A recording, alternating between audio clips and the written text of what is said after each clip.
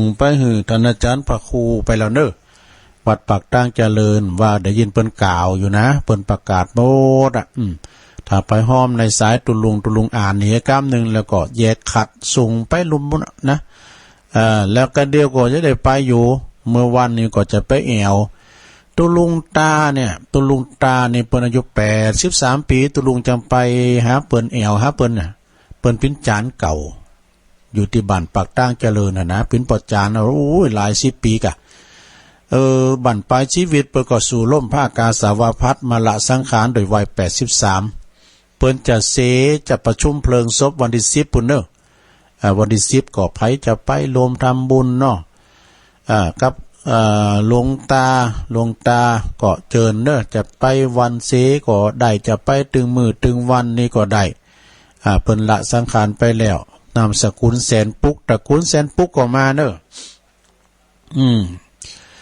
ไปรวมทำบุญกับเปิ้นว่าตุลุงก็ไปอยู่ไปใจกรรมนึงนะตอนแรงอาจารย์เปิ้นยังออกรายการอยู่ก็ลืมป้าเปิ้นน่ะตุลุงก็ไปพอเปิ้นกลางเต้นกันโอ้กว้างเปิ้นตะเซในวัดเนาะตั้งศพเปิ้นตั้งศพในวัดเนาะแล้วเปิ้นจะแปลงพระศาสตร์ในวัดข้างพระธาตุเจดีย์กะนะเปิ้นจะแปลงพระศาสตร์นกฮักที่หั่นเนาะ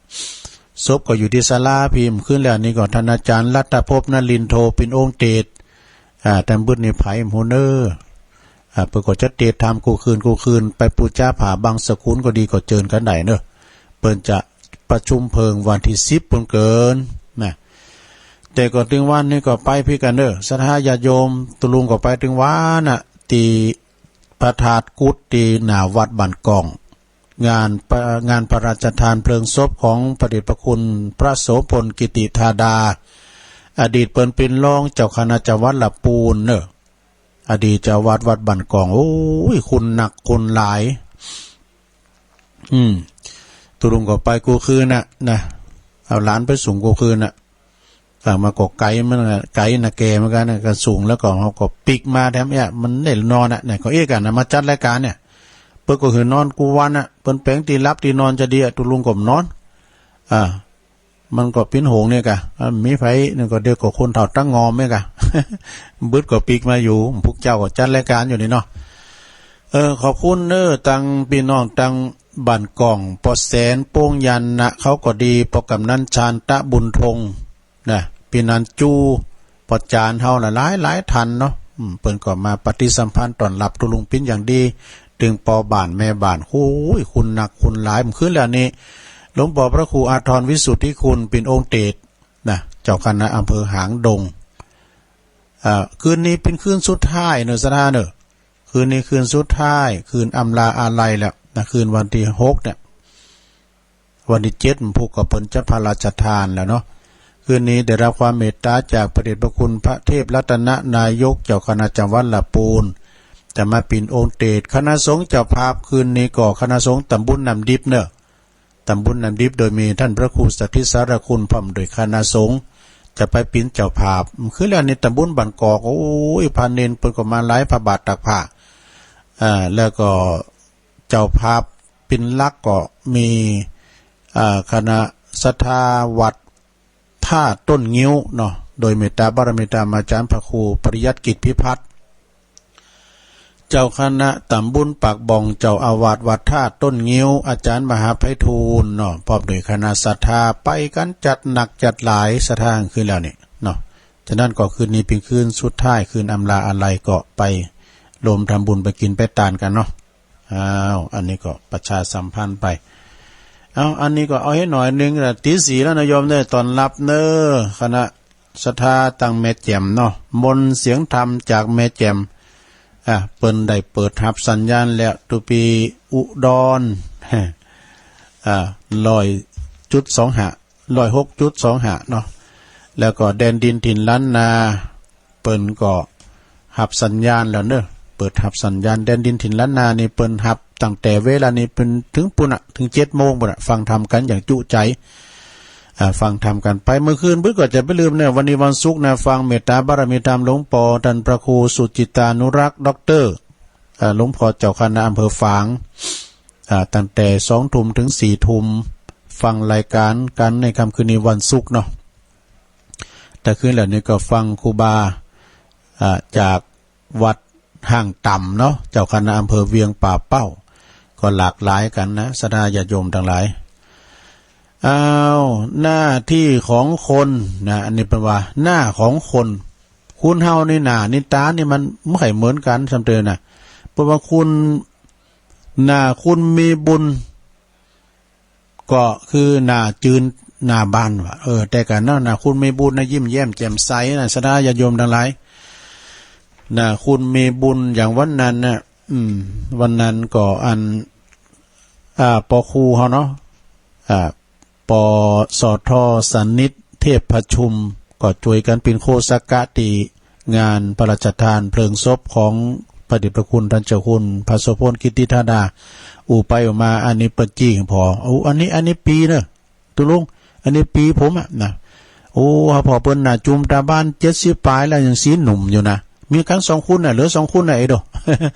พี่ใหญ่เฮาว่านะคุณมีบุญนี่น่ะจุมตาบ้านเนี่ยยิ้มแย้มแจ่มใสคุณนี่พอเดินเปิ้นดื่มเถ่ามันแก่สักเตือพร้อมหยังเพราะว่าเปิ้นบ่เขตโลคุณมีบุญนี่นะกันเฮาเขตเฮากึดหนักเนี่ยจะแก่โวยเนาะซะท่าเด้อจะไปเขตหยังหนักพอหน้าพอตาเฮาบอกคุณมีบุญนะหน้าตาสีอันเปิ้นว่ามีความจุ่มเนื้อยินใจมันเถ่ามันแก่สักเตือหน้าคุณที่หวานยิ้มหวานก็คือหน้ามีแก้มบุ๋มอีดู อันนี้ก็ของอาจารย์บุญเพิ่นเหมือนกันน่ะแล้วก็หน้าคุณที่มีสตังก็คือหน้าใหญ่ๆอีดู หน้าใหญ่ๆแต่คืนแล้วก็ขออนุโมทนาลายหมื่นก็มา2ลายท่านพระมหามานิตนี่มานิตมหาเนี่ยเปิ้นอยู่วัดเบญจนะบ่พิษพุ่นนะเปิ้นก็เป็นลูกศิษย์ลูกหาเปิ้นทำ7ประโยคเหมือนกันเด้อเปิ้นฮ้อมมา50,000กันเด้อเปิ้นว่าวันนี้ก็ได้อยู่แสนปลายน่ะก็ทวนกระแสเหมือนกันนะสวนกระแสเพราะว่าคุณลูกศิษย์ลูกหาเปิ้นหลายเปิ้นมาฮ้อมกัน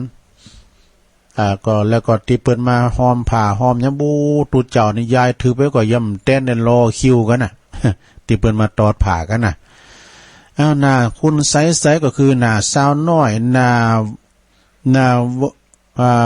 เวิร์กอีกเป็นหน้านักมวยหน้านักมวยนี่มันถึงปุถุปินบรรลุจุจีนแน่เนาะโดนมัดดู โดนมัดดูหน้าปินบรรลุจุจีนวันนั้นก็ไปช่วยงานที่วัดทกมือนี่อยู่ไกลเนอะศรัทธาญาติโยมไปอยู่แพะพุ่นน่ะแต่เจ้าบ้านเพิ่นก็ไปกันหลายเฮ้ยเปิ้นทำบุญครบรอบเก่าปีของการตั้งสำนักแล้วก็ยกยอดชัดด้วยยกยอดชัดวิหารศาลาด้วยนอนแล้วก็เปิ้นสืบชะตาหลงอยู่แพะพุ่นน่ะมีมวยอยู่นะ พอลงแดงเอามวยไปจัดแล้วก็มีย้อนยุคด้วยว่าดูปอกกาในขายเปิ้นปัดปั่นกันไปก็จะมีกะหมู่ปอกกาไม่ขายหนักเนอะเปิ้นเมางานเนาะอันนั้นก็เปิ้นพินการแต่วันนั้นเปิ้นสืบชะตาทันตุปีนะเปิ้นไปคุ้นเมืองแปรดูได้นิมนต์ครูบาอาจารย์จากเมืองแปรมาหลายตุนโดยเฉพาะก็เจ้าคณะอำเภอสูงเม่นดูได้เมตตาบารมีธรรมเจ้าคณะอำเภอเปิ้นก็มาเป็นอุปชายผมดูตุลุงนี่น่ะเป็นอุปชาเปิ้นว่าแล้วก็มีสจสสนายกเขานายกก็มาก็รุ่นลามเหมือนกันเด้อ สำนักสงฆ์โทกมามือนี่นะโทกมื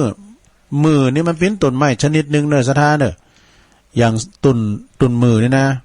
อย่างสันตุนมือเนี่ยกะตุนมือนี่ตุลุงเคยก่อนนี่คุ้มฐานนะมันฐานมันก็เพราะงามซะดันแล้วก็ตุนมันใหญ่เนอะไม่ยืนตุนเนี่ยกะตุนมือคุมมันใหญ่เนอะมันเป็นตุนไม้ชนิดหนึ่งนะสำหรับตุนมือเนี่ยอันนี้ก็เราถึงว่าไปช่วยงานช่วยการกันเนาะอย่างทำร้ายวัดไรว่าก็เดี๋ยวจะลองเอาอันนี้มาอ่านกันเนอะข่าวสารงานบุญก่อนเนาะมีหลายอยู่เปิ้นเพอมาทำหนักเนาะอันนี้วังทันทองเก่าปีของมะมือโทกมะมือนี่แล้วไปแล้วงานต่อไปก็14-15มีนาไก่เข้ามาแล้วงานวางศิลาฤกษ์อุโบสถวัดตุนแก้วอธิวารารามตำบลบ้านเลิน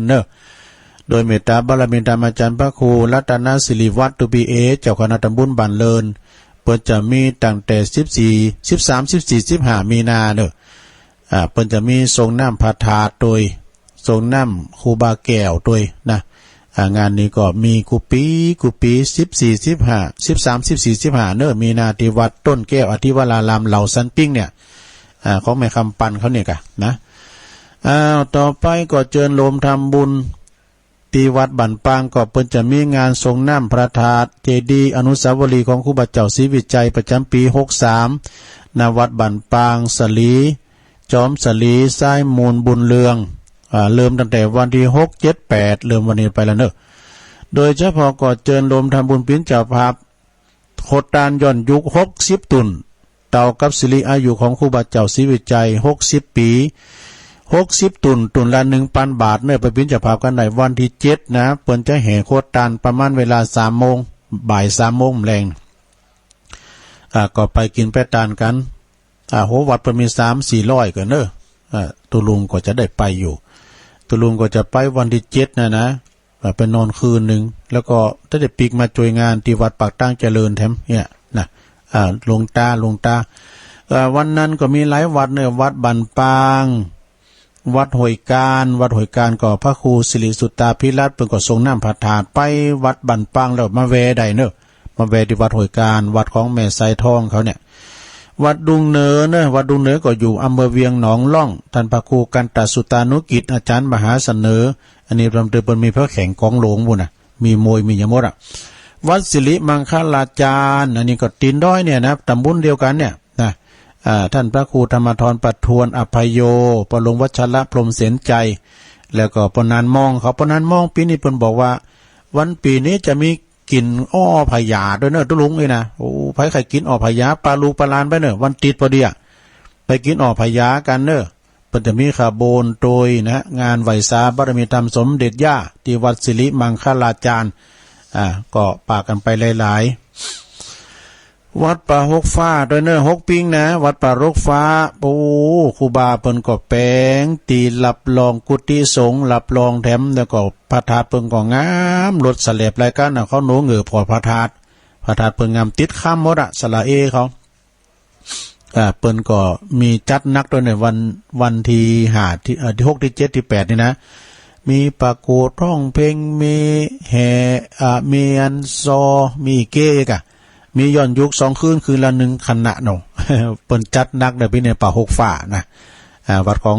ปครูเฮานะอาจารย์เลื่อนตะเซี่ยวสจบุญเลิศอินบุรีเขานี่กะปลงโอเขาเนาะแล้วก็วัดดอยตุงบุญด้วยนี่ไปจะไปก็ไปได้กะดอยตุงก็6ปิงวัดท่าใหม่อีตัวเนอวัดอาจารย์ดร.มหาไพศาลนี่ก็ขออนุญาตประกาศเปิดให้หน่อยนึงเนาะต่อไปงานปอยลงแล้วไปวัดเสาหินวัดเสาหินก็ใบเพิ่นก็มาแล้วนะ2 3 4 5เมษาวัดเสาหินนี่ตำบลศรีโบบานอำเภอเมืองจังหวัดลำพูนเนอะอันนี้ก็ไก่มาก็ประกาศทำ9เมษาไปก่อนเนาะ2 3 4 5ท่านปฏิการบุญส่งวัดของอาจารย์เอกพลมูลโลกอาจารย์เอกพลชุตินทโรนักเทศเนาะวัดของแม่วัดอันนี้แล้วไปละนะวัดป่าสร้างหน่อยไม่ดีเขาแล้วไปแล้วเนี่ยไม่ดีเนอะต่อไปก็งานวิหารลำจ้างก็แล้วไปเนาะจอมหยุดเนาะแล้วไปต่อจากนั้นก็จะมีวัดปทุมศาลารามอันนี้มันใจเดียวกันเนอะมันเขียนไว้แล้วตีปล่อยหลวงอันนี้ก็6 7 8มินาอันนี้ก็ภูมิงานบดีเนอะวัดสุวรรณาวาสปล่อยหลวงตีบันดงลินคำตำบลสันโป่งอำเภอแม่ริมเนอะ5 6 7 8เนี่ยวันนี้ก็โคตรตานเข่าแล้วกันเนี่ยวันนี้เปิ้นจะมีงานแล้วเนอะวันที่6วันนี้นะประสงค์เศร้าเก่าตุนเจริญพระพุทธมนต์เนอะถวายถาวรวัตถุต่างๆ10 โมงก็10 โมงครึ่งนั่นก็วันบ่าย 3 โมงนี่เปิ้นก็ศรัทธาเปิ้นก็จะแห่โคตรตานกันก็ที่วัด สุวรรณวาดเนอตำบลสันโป่งอำเภอแม่ริมเปิดก็มีปล่อยหลงเริ่มตั้งวันนี้เป็นต้นไปเนจนถึงวันที่8มีนาคมจนถึง8ปิ้งพุ่นน่ะเมตตาบารมีธรรมตั้งอาจารย์ท่านพระครูสมุสมบัติอาภาโอภาโสเจ้าวาดเนอประหลงสมยศก็ดีประหลงบุญศรีก็ดีนะกรรมการวัดก็ดีประหลงเขาช่วยกันล่องโวดแดงก็แล้วไป16ก็แล้วไปแล้วล่องโวดแดงเนาะเขียนไว้หลายตีอันนี้งานไหวสาบารมีธรรมนิวัตสิริบังคลาจารย์ก็ว่าไปแล้วเนอปนันมองเนอปนันมองเปิดก็ขอประกาศที่จริงปรากฏในมุนตุลุงเหมือนกันบัดติดบันปางไงเด้ดอนใจตาวังเป้าอันนี้ตุนแห่น้อยก็6 7 8เนี่ยเนอเดี๋ยวนี้ก็เริ่มละนะอำเภอสันปัดตองเปิ้นก็มีปล่อยโลงเนอวัดดอนใจก็คือตุนแห่น้อยปล่อยโลงเสนาสนะต่างๆท่านอุทัยนะตุนอาจารย์ไทยเจ้าวาดเนาะปอกกำนันเขานี่ปอกกำนันนครสิงแก้วพร้อมกับสถาเปิ้นปล่อยโลงเด้อตุนแห่น้อยหรือว่าวัดดอนชัย6 7 8มีนาเด้อลืมละเจิญโลมทำบุญอันนี้เปิ้นมีการโบสถ์เน้นผักหรือรูหอนมีหลายตีเนอะอันนี้เอาวัดจ้างกรรมก่อนเนาะวัดจ้างกรรมนี้โดยท่านพระมหาประสิทธิ์ธรรมาภินันโทปริญธรรม8ประโยคเนาะประธานอบต.ตำบลมะกอกเปิ้นจัดกุปีนี้เป็นปีที่15แล้วเนอะบทเน้นที่วัดจ้างกรรมนะบทถึงพระถึงเนนเนอะวันที่22มีนาถึง26เมษา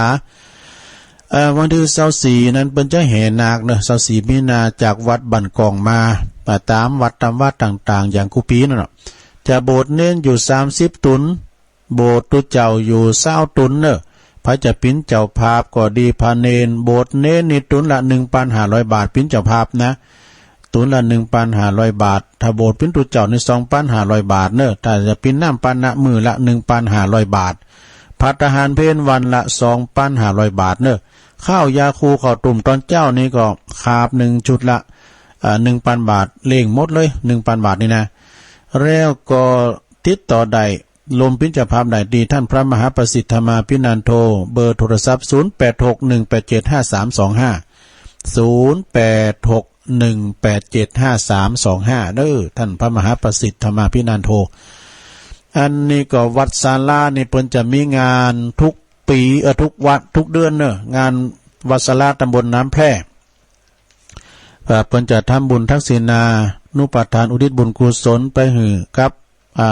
ท่านพระครูพิษปุญญาภิรัตน์หรือว่าครูบาเจ้าอินตา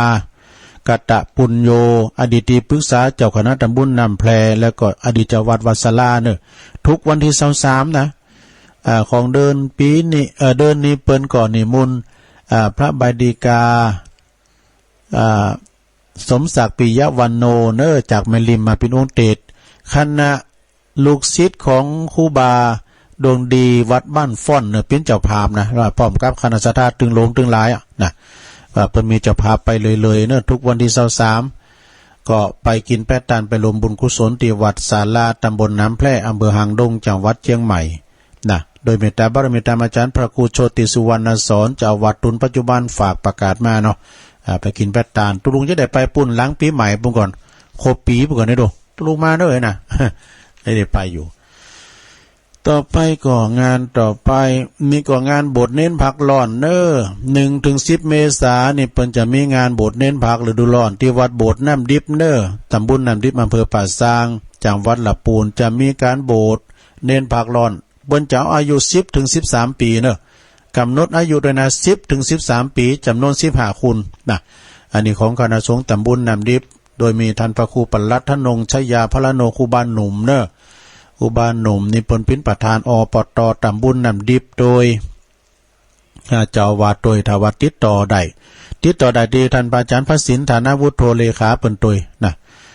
ก็วัดน้ำดิบน้อยวัดน้ำดิบหลงวัดอันนี้วัดโบสถ์น้ำดิบนะเป็นน้ำดิบเหนือไปละเนาะเป็นน้ำดิบเหนือเป็นกระโบสถ์กุปีแล้วเนอสถานเนอมีกันกุลหลายตีเนอวัดพระพุทธบาทตากผ้าตัวนี่เปิ้นก็จะโบสถ์เหมือนกันต่อขี่ม้ากันเนอนี่นะขี่ม้าแล้วก็อันนี้เปิ้นโบสถ์ลูกแก้วแต่ขี่ม้าแขะนั่นนะ แล้วก็อันน้อยเพิ่นก็แต่งลูกแก้วให้นี่เนาะแล้วก็มีวัดดุงโลงโต้ยเพิ่นก็โบสถ์สมเด็จพระเทพวันทุกวันทุกปีบ่ว่าจะเป็นวัดดุงโลงวัดพระเจ้าตุ้นโลงพระเจ้าตุ้นโลงเพิ่นระบายมาก็เดี๋ยวจะอ่านให้ฟังเนาะแล้วก็อำเภอดอยหล่อปีนี้เปิ้นไปตกอยู่ที่วัดใหม่พัฒนาเด้อของคณะสงฆ์อำเภอดอยหล่อตึงอำเภอเลยนะไปตกอยู่ที่วัดใหม่พัฒนาตำบลยางครามโดยเมตตาบารมีธรรมอาจารย์พระครูสถาพรพัฒนารังสีท่านเจ้าคณะตำบลยางครามเด้อพร้อมในคณะสงฆ์เปิ้นจัดกันขึ้นมาต่อไปงานต่อไปก็เดียวกันเนอสีแดนเมืองก็แล้วไปละหมายเจตวัน1-7ก็อันนี้กะ1-7ก็วัดบันกองเนอถึงเก่าถึงวันอยู่แล้วเนาะมา23-4มีนาแล้วไปโอ้ไม่ได้เช็คออกด้วย เปิ้นแล้วไปจะหลายวัดศรีชุมโพธารามนะวันที่27 28 29เนองานปล่อยโลงเด้อวัดศรีชุมโพธารามตำบลบ้านเลินอำเภอป่าสร้างนี่เปิ้นจะมีปล่อยโลงเสนาสนะซุ่มประตูก้ามหยังก็ต่างๆหลายอย่างเด้อก็มี27 28 29มีนาคมก็ได้รับความอนุเคราะห์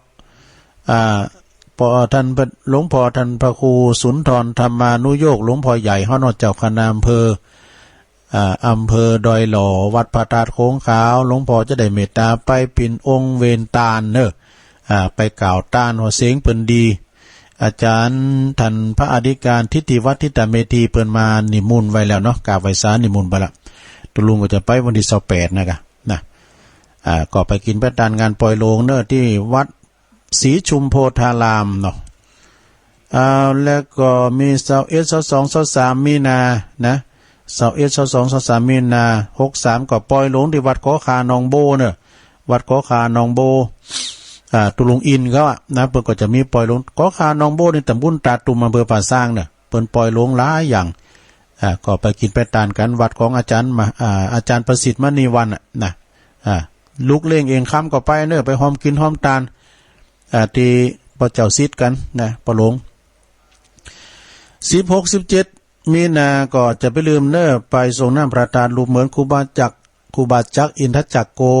วัดทุ่งโป่งตำบลเหล่ายาว วัดทุ่งโป่งตำบลเหล่ายาวเนอะไปกินไปทานกันก็ตุลุงก็ไปกุปี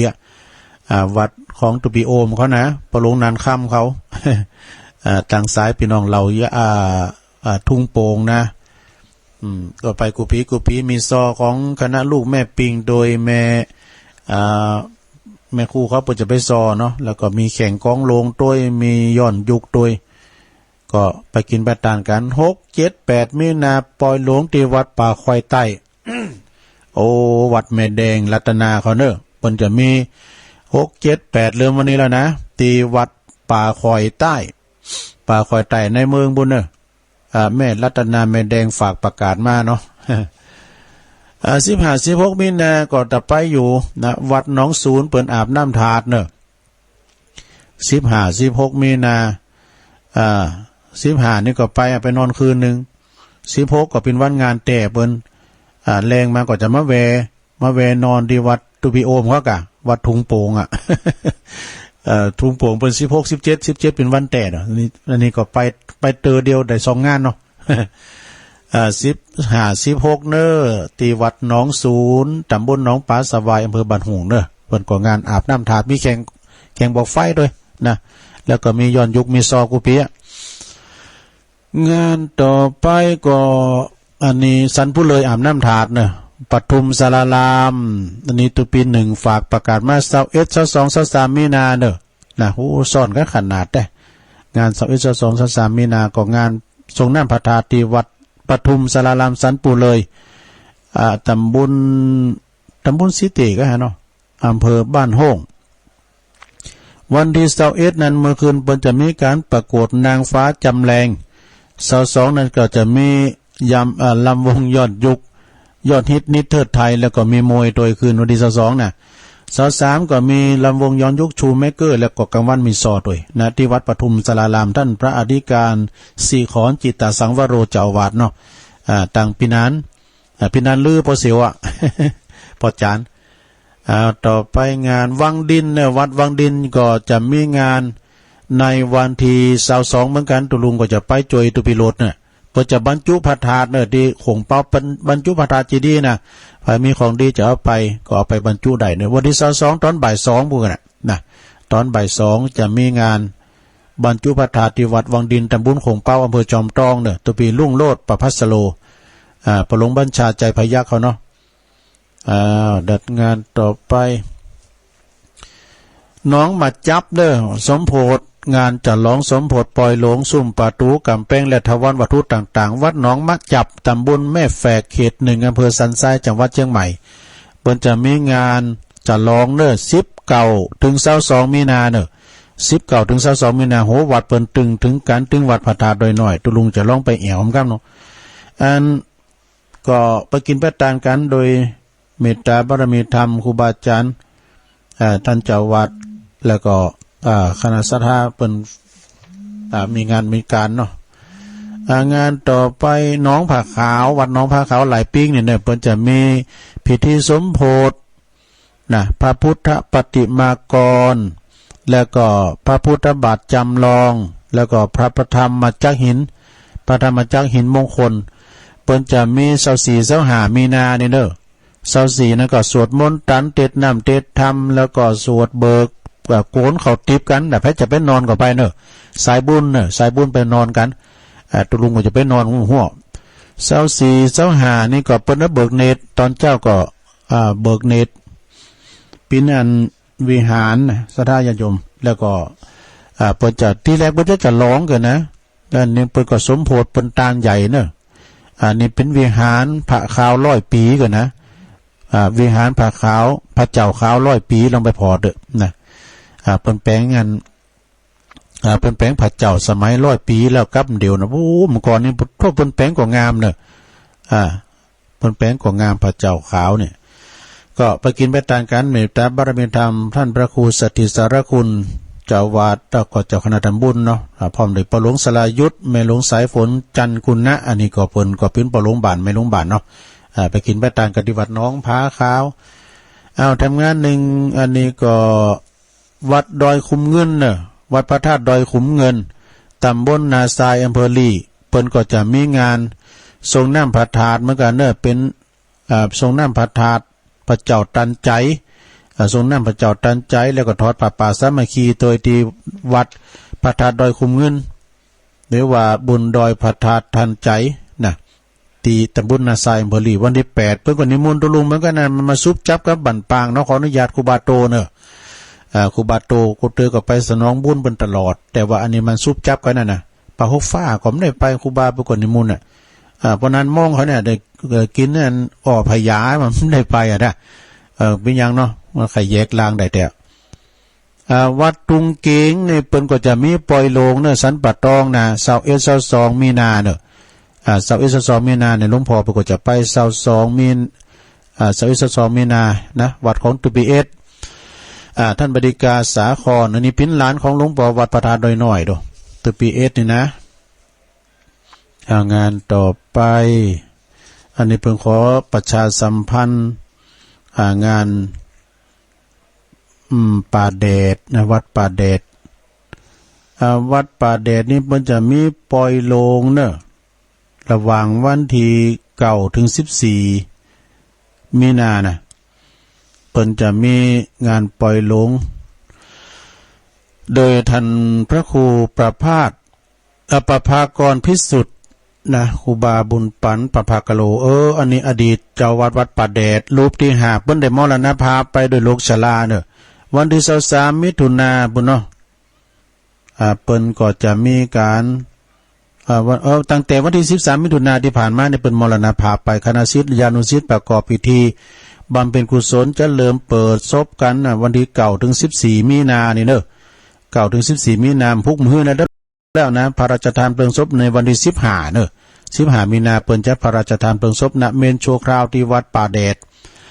เปิ้นก็ขออนุเคราะห์ช่วยประชาสัมพันธ์ฝากประกาศมาโดยนะไผจะมาเปิดปิณฑภาพโรงทานก็ดีหับสังก็ดีติดต่อสอบถามแจ้งความจำนงไปได้ที่คณะกรรมการวัดป่าแดดเบอร์โทรศัพท์080 0805014603 นะแล้วทัมเบอร์0810257786แทมเบอร์089086เหมือนกัน096เนาะ096 495 2836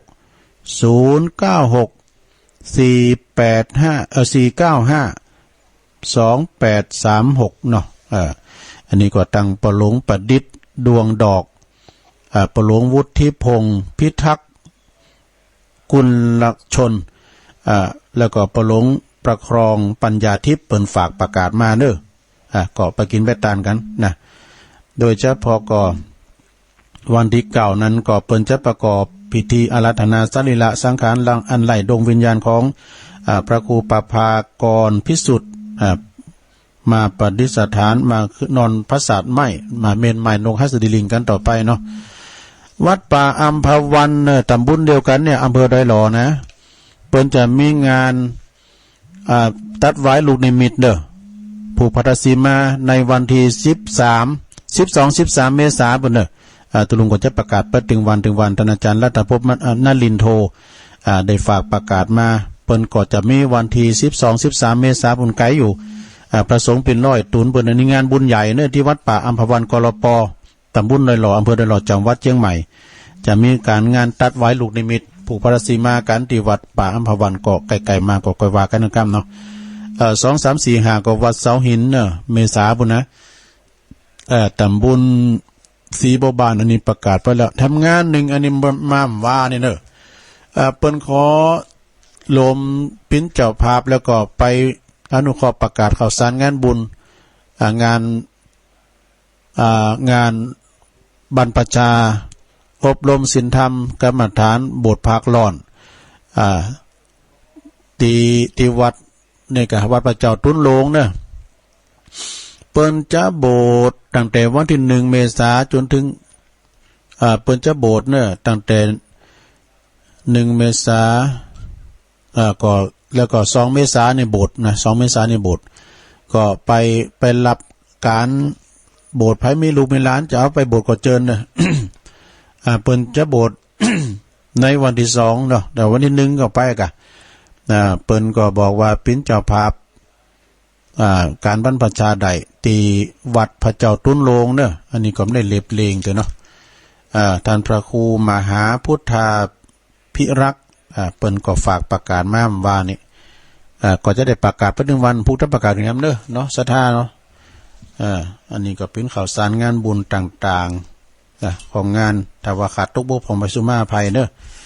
ลงเลยเวลามาจะเปิดสายไกด์เข้ามาเลย0899556506จะเปิดสายก่อนเนาะใครอยู่ตั้งใดจะแจ้งความจะแจ้งผลการหับฟังก็เจิญกันได้แล้วก็แรงบึดก็ฟังกันนำเด้อแรงบึดตุลุงจะได้เสาะธรรมเตศแฮมเนาะแรงบึดบ่าย3 โมงเนาะธรรมะยำแรงเจริญปอนเจ้าไหวสาเจ้าแม่น้อยกรรมนะเจ้าพุทธธรรมนายใจไหวลงหน้าสิ่งศาสนาคนจะล่างโลกกำลังกึ่งไฟมันก็มีโรคโคโรนานาคินวันหลังจะมาล่างโลกสิ่งโควิดนาคินหายาบ่ได้หมู่เฮาเจ้าพุทธบ่ต้องตกใจซ้ำห่มเงาใหม่คุ้มครองเฮาเจ้าพระพุทธพระธรรมพระสงฆ์ข้าเจ้ารัตนะเกี่ยวเก่า3 ดวงปกปักรักษาเจ้าพุทธดึงปวงพ้นจากบ่วงโควิดนาคินเจ้ากำยองวันละดำนะเจ้าวันนี้กำว่าคักหรือว่ามันนะเจ้าภาษาไทยแปลว่าขยันเจ้าไว้เจริญปอนสายต่อไปเจริญปอนเจ้าไว้ค่ะเจ้าทะลุเมลิแม่ปานีกะเจ้าแม่ปราณีแม่เมาเนาะเจ้าวานุโมทนาบุญทุกสิ่งทุกหนทุกแห่งตัวเด้อแม่ปราณีแม่เมาขี้เล็กเนาะเจ้า กำลังใจถ้าอันตุลุงนะเจ้าฟังเจ้าแล้วก็เจริญปอนสาธุสาธุอันนี้เป็นตัวแทนฟางด้วยเนี่ยนะขี่เล็กปุ่นนะเจริญปอนนมัสการครับแค่ไหนละมือปอยาปอบุญศรียานะเนาะครับแล้วไม่ได้โทรหาก็เสียงมันดังไปเมืองแล้วจ้ะเดี๋ยวนี้ดังแล้วเนาะเลยชัดเจนดีครับก็เจอหาขนาดเมืองแล้วไม่ได้โทรแล้วบุกออกมาแท้ครับผมเป็นกำลังใจนะครับขอบคุณปอบุญศรีหนักๆเน้อยานะ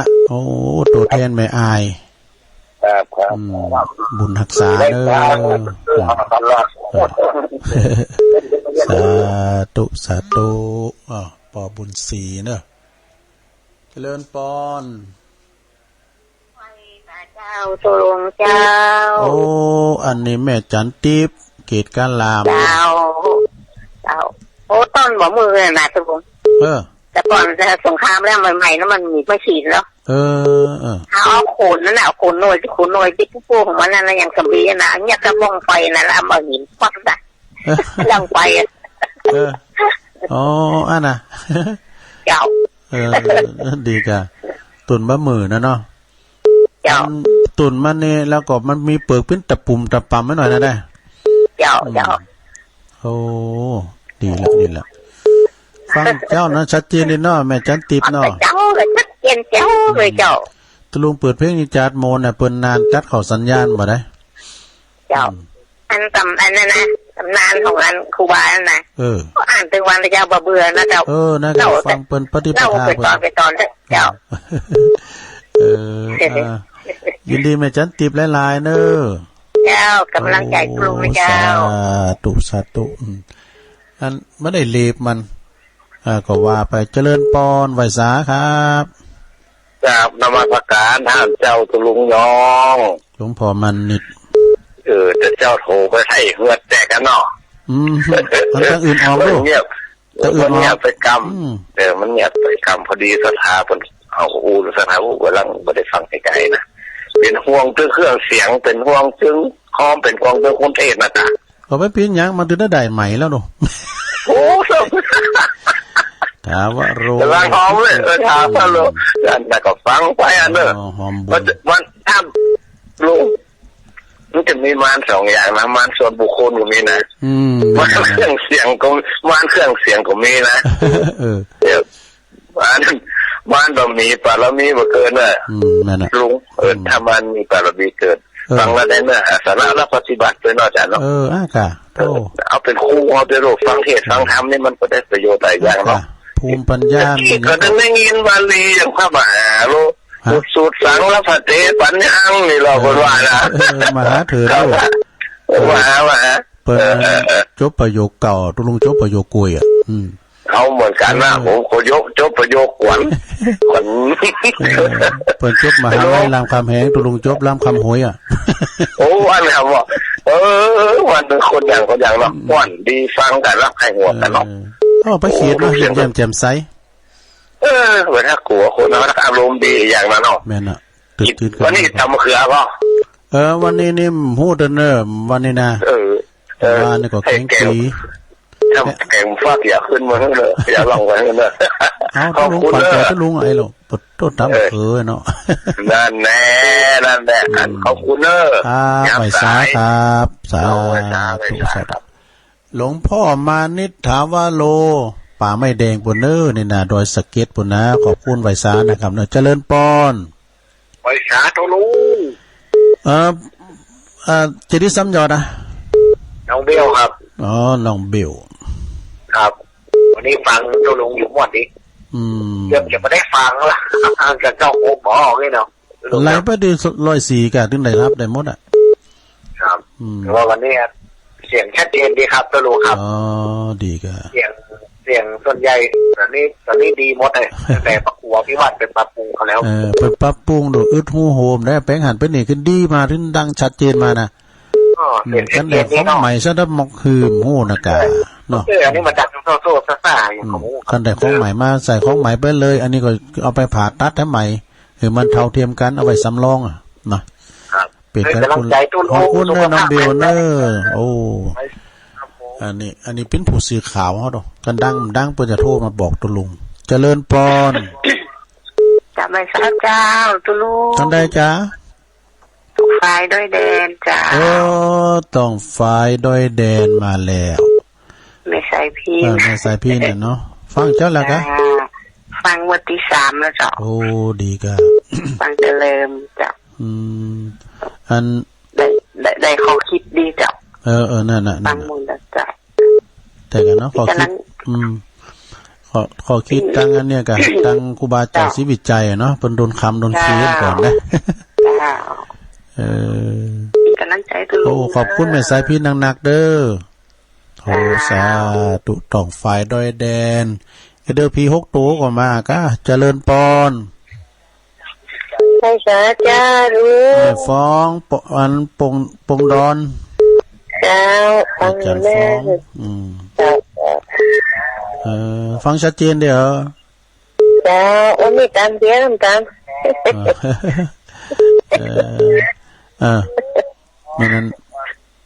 อากาศถ้าปุ่นไปคือว่ามันก็มีหมอกมีเมยมีควันเนี่ยกะมันตกนิดหน่อยมันตกกระตกหน่อยตุลุงก็ไปช่วยงานเดือนวัดบ้านกองเนี่ยปวดตัวเพื่อใส่หน้ากากก็จะร้ายตุลุงผมได้ใส่ก็มันก็ใส่กับปากโมนแล้วนี่มันเก่าเมื่อเก่าเครื่องอะเนาะมันอึดอัดอดเอาเดี๋ยวนี้ก็เรามัดเราวังของไฟของมันไปเนาะฟังไม่น้อยว่าจะล่างโลกกันเดี๋ยวโรอดเอาเนาะเขาเป็นไงเขาเนาะนั่นแหละไงเท่าอีดูเนาะนั่นภูมิต้านทานเท่านี้สำคัญเนอะภูมิต้านทานนี่สำคัญขอบคุณเม็ดจันฟองเนอะแจ่โฮมลำปางหนาสัตตุโอ้เม็ดจันฟองนี่เป็นตัวแทนตั้งแจ่โฮมได้แต่เจริญปอนตั้งได้จ้าชัดเจนดีบ่เจ้าฟังเจ้าแล้วก้าฟังเจ้าอยู่ตั้งใดจ้าอยู่ไหนอยู่ร่องบัวแดงโอ้ยายพรก้านั่นแหละจ้าโอ้หายหน้าหายตาไม่ได้จะร้องกับบองกันนะเขาว่าจะไปหอมครัวยายพรร้องงูแดงมันคิดเจออันโตแบบนี้ฟังถึงวันก้าพุกก็ฟังแล้วเนอะพุกก็มาอยู่นะยายพรมันโทรบอกให้ติดนั่นบัดตันไปนะแต่ก็เต้นแล้วล้อมเดี๋ยวนี้เต้นแล้วจะร้องบนทัดโมนเนาะยาวอยู่หิมวัดอันนี้ปล่อยอันประชุมสัญจรก็จะไปหาบ้านเนาะอายุเธอก็80ปลายเลยยายพรน่ะดูโอ้เถ่านักเกแล้วเนี่ยเนาะบุญนักษาเนอะ120คนเนอะลงเนอะสาธุไม่จ้ายายพรเข้ามาใหม่เพิ่นรอมึนก็คือโอกาสแม่ยายพรนักให้หน่อยนึงเพิ่นได้โทรมือเนาะ089-955-6506สายต่อไปเจริญปอน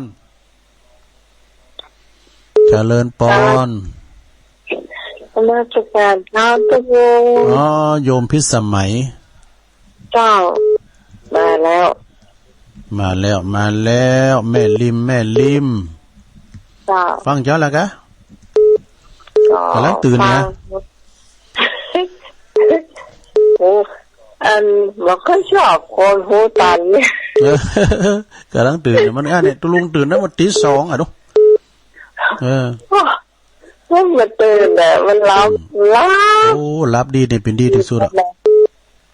ตุลุงก็รับดีนะวันนี้นาฬิกาปลุกนะตี2นะกูตื่นในตี 1ไปตื่นแล้วอันนี้นาฬิกาปลุกเนี่ยนะตั้งนาฬิกาปลุกมันกดต่อไปเห็นมันรับสบายแค่นะตอนเนี้ย แล้วก็พอค่อยได้ออกไปไหนว่าที่นี่มันสนามบินไม่แต่สนามบินอ่ะมันคือแต่ก่อนนี่แทบจะมาบินสนามบินลงเนาะลงโกนเดี๋ยวนี้เปิ้นปิดประเทศกันน่ะเปิ้นหายเป็นไหนอ่ะน่ะแต่วางกักตัวนี่สนามบินว่างมากเลยตลอดนะครับเนี่ยแต่ไปดันใดก่อนเดี๋ยวนี้ก็ดูตางกับเราไปรอดูตางขนาดการนี่ลงลึกในการอ่ะใครเป็นไหนกันเดี๋ยวนี้นะพื้นผลกระทบเหมือนกันเนอะแล้วก็ลำไยเฮาในการลูกค้ารายใหญ่ก็ปุ่นน่ะจีนหมดน่ะเพิ่นปิดประเทศได้นี่แม้แต่สวนดอกน้องก็ปิดเติมเด้นะโอ้เป็นหยังมันได้ฟื้นโตมาเนาะอดเอาดอกมีปัดหมดเป็นหยังขอบคุณโยมพิสมัยหนักๆเด้อเจ้าที่ว่ารักโลกก็แล้วเดือนนี้แต่ว่าน้องนี่กระทรวงสาธารณสุขบอกว่าฟ้าทลายโจรนะเจ้ากับหอมดองหนูคุณว่ากินหอมดองหนักๆว่ะเขาส่งเฟซมาอ้าวขอบคุณเนอเนาะฟ้าทลายโจรนี่สรรพคุณปิ้นนันยาเด้อของขุมน่ะเจริญปอนโอ้ยสาธุลุงตั้งได้ตั้งไม่วางกะโอ้เป็นนานนี่มาแล้วไม่วางโชเฟอร์ที่โทรหาจัดเมินปฏิทินน่ะกะเมื่อตอนแรงตุลุงจัดรายการก็ไม่ได้ฟังผมคิดธุระฟังกับเมื่อเช้าได้กะเมื่อแรงนี่คุณฟังก่อนคงจะไปรายการกันนะมันลงมันเจ้ามันมีโอกาสครับมีโอกาสเมื่อเช้าเอกะกำลังใจนะตุลุงเนอขอบคุณเนอไว้จ๋าอันนี้ก็อันไม่วางเนอปะฟังไม่วางเจริญปอนว่าจ๋าเจ้าตุลุงนี่แม่เพนขออนุญาตกันเด้อเอาเลยอันแสงไฟสว่างกาแสงธรรมะสว่างใจสว่างกาได้แสงไฟสว่างใจได้แสงธรรมถ้าเจ้าอยากประกาศเตียนฝ่ายด้านหอมซองที่จะมาเนาะแต่ลงมาได้มาจะกลับเนาะว่าจะจ้างก่อนจะจ้างใหม่อะไรปุ๊บเนี่ยร้องเนาะไปตานได้แล้วมันได้ไปกล่าวสักคำแล้วจะไปได้เอากระจายเงินด้วยเนาะแล้วซองมาที่เน้นรอบเรียบร้อยแล้วเน้นรอบแค่ญาติน้องป้อเน้นรอบมาเสียเนาะเลยมาได้ไปจัดกรรมการเนอแม่ก็แสวงแม่แสงความมันมาใจเด้อมันจะดูความสารเด้อแม่เด้อนี่หมดละขอบเพิ่นว่าเงินจะไปถึงก็พอจ่ายเงินมาถึงนอกถึงหมดแล้วเนอะช่องอันเกิดนะคืออันสามารถสีทอนบุษีบงเราเนี่ยนะถึงหมดแล้วเนอะก็มันถึงประกาศเนาะนะฟังเป็นเรื่องถ่ายด้วยฟังประกาศนะกันลุงเมื่อกี้บางที่ว่าทวงไหมอันนี้เนาะเขาก็บอกกันจ้าเป็นยังบรรณจิตอาสาเนาะจ้าเพื่อความสบายใจของแม่เพนก็กล่าวไว้นะถ้ามาถึงมือครูบาอาจารย์เปิดก็ประกาศแต่ไม่กะเพื่อความโปร่งใสเด้อโปร่งใสสาธุแม่เพนขาวเตี้ยอันนี้เป็นจิตอาสาเด้อเจริญปอนไวสาธุลุงโอ้ปอเล่งบุญตันมาแล้วตัวจริงเสียงจริงมาแล้วกดจะเจ้าตายเยอะน้ำตายมันนักเต็งเอาละพุทธโธติดอยู่กับไปเป็นอย่างโทษติดอยู่แค่นั้นนะก็ติดไปก็ฟังไปวันนี้เดี๋ยวไปดังได้ไว้สาธุท่านเด้อคุณเด้อบุญหักษาเด้อกำลังใจตูเป็นป้อนเลี้ยงบุญตันเลยเนอตุลุงเดี๋ยวพอครูโอนเพิ่นฟังนะเพิ่นฟังแต่เพิ่นโทรหลังไหมเจริญปอนไว้สาเจ้าโอ้ยายอ้วนเด็กหญิงอ้วนมาแล้วหายตาไปแล้วหายตาไปหมื่นเนาะ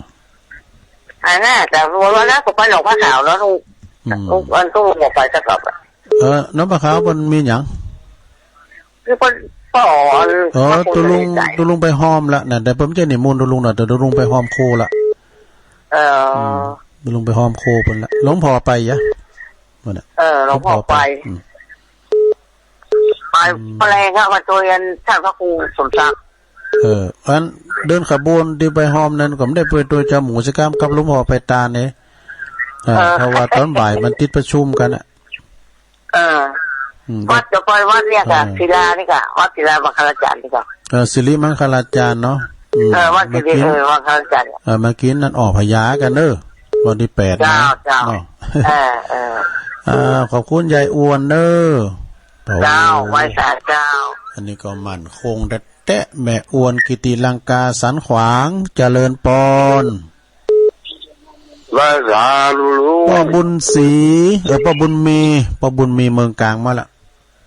ครับฮ้อนมาเนาะลุงเนาะนี่ก็ฮ้อนมานะอากาศไข่ฝุ่นก่อนปีใหม่สักกำนะเนาะก่อนสงกรานต์แล้วมันเปลี่ยนหลกแล้วนะมันแรงเลยไปนะอินดูหมูไข่กินน้ำโอ้แล้วโหเนาะวันนั้นได้ยินข่าวว่าตกแต่ไม่ริมบุญนะจะลายนะโยมพิสมัยเป็นรายงานว่าโอ้ตกไม่ริมจะลายว่ะมันตกเป็นบ่อนขอบคุณเนอะปอมีเนอะสาธุปอบุญมีวันนั้นเปิดก็มาปะอย่ามาปล่อยหลงดุงป่าไว้เปิดเอาซองมาหอมเนาะเจริญปอนไว้สาเจ้าตุลุงอันนี้ตอนใดไม่แดงครับจ๊ะไม่พิมพ์ประแดดไม่พิมพ์ประแดดไม่พิมพ์ฟังยนต์ได้แก้วแต่ประแดดเมืองฟังไปเนาะขอบคุณแม่พิมพ์นักไว้สานะเจ้าทักษาเนอสาธุอันนี้ก็สายบุญของโยมพิสมัยด้วยแม่พิมพ์แม่แดงแม่อาลีเขาเนี่ยตุ่นเปาเจริญปอนไว้สาเจ้าตรูอันนี้สายบุญดังบุกก็หาตำบุญนครเจดีย์แม่ไข่แก้ววงคำเจ้าวันนั้นไปวันที่3กินค่ะครูบาตัวลุงเลยไม่ได้ไปสักกรรมอ่ะเจ้าไปแล้วโอ้อะคุณนะโอ้คุณลายเนี่ยเปิ้นไล่สดมาคือพอนะเจ้าแล้วมาใส่หน้ากากโอ้ยหอนก็หอนอึดอะไรเจ้าเลยไปเลย2ก่อนคุณลายได้กะเจ้ามันก็ใจว่าคุณมันจะลายให้พอมากู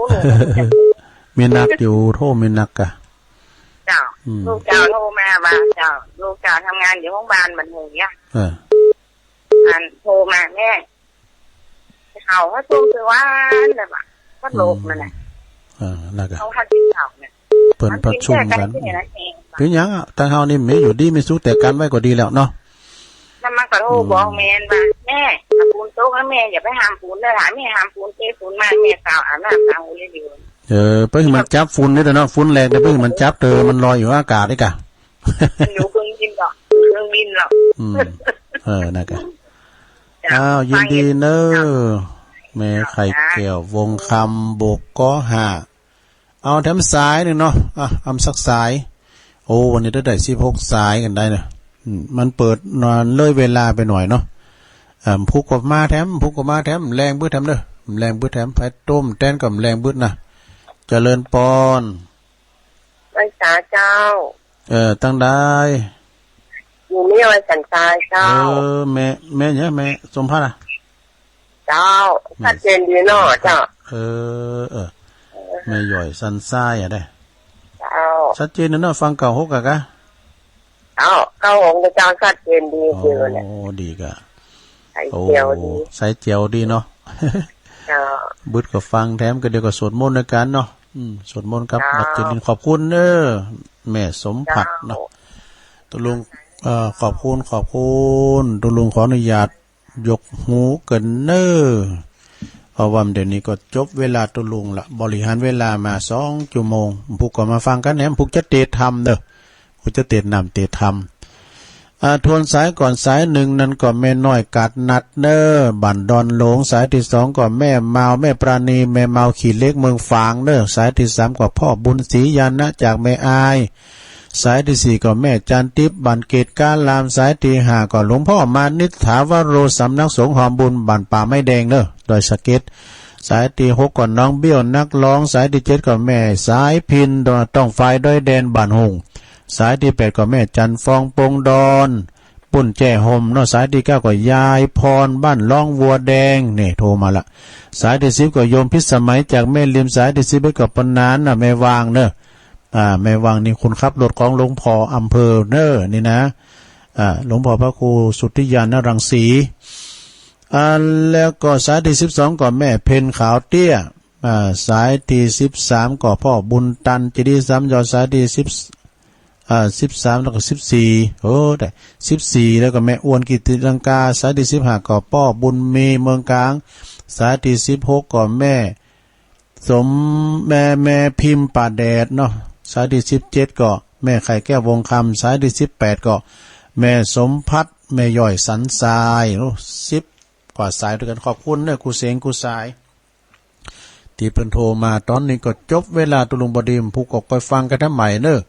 ก็ขอความสุขความเจริญจงบังเกิดแด่ศรัทธาญาติโยมทั้งหลายทุกท่านเนาะอยู่ดีมีสุขเนอะผูกปักกันใหม่แรงบึ้ดแถมก็มาฟังกันแถมเนาะจัดตา